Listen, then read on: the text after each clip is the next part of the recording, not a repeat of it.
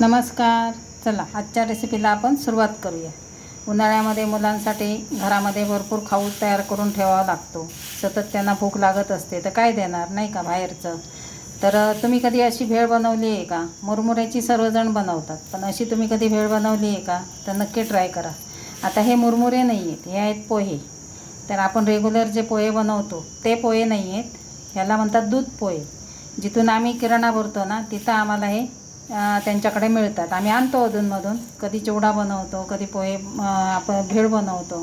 त्याची भेळ ही चटपटीत बनते आणि पटकन होते आणि ह्याला मीठ लावलेलं असतं. तुम्ही असेही हे खाऊ शकता आणि एकदम चुरचुरीत आहे. ह्याला गरम वगैरे काही करायची गरज नाही. एवढे अगदी पातळ असतात बघा, एकदम पातळ पोहे आहेत.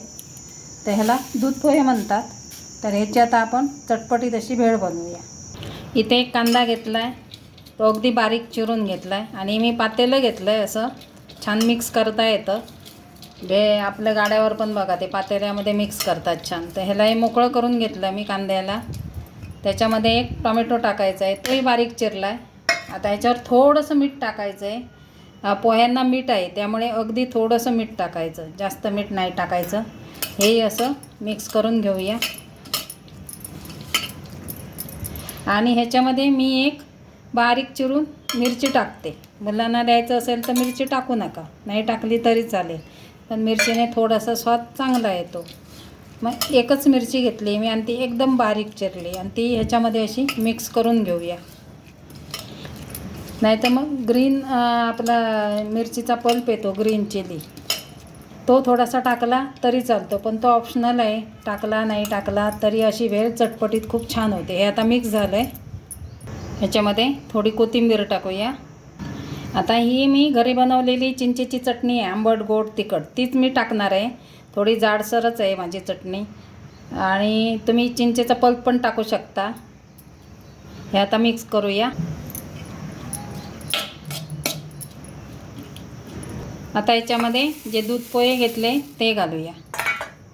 लाल मिरची पूड चवीनुसार टाका. त्यानंतर ह्याच्यामध्ये मी हे मिक्स फरसाण टाकते.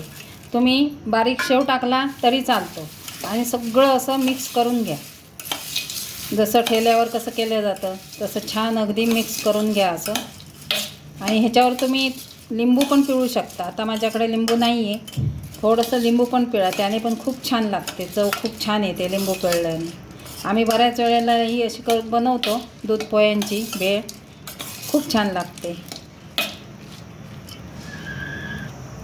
आणि ही बनवल्या खायची, कारण दूध पोहे आहे ते खूप पातळ असतात, ते मऊ पडू शकतात. त्यामुळे आता मी हे खाऊन बघते. मस्त झालेली आहे, चटपटीत अगदी आणि पटकन होणारे. हे आपण मुलांना मोठ्यांना सगळ्यांना देऊ शकतो. भरपूर कोथिंबीर घाला, शेव घाला, फरसाण घाला, मस्त लिंबू पिळा, अशी छान भेळ चटपटीत तयार होते. आवडली तर लाईक शेअर नक्की करा आणि सबस्क्राईब करायला विसरू नका.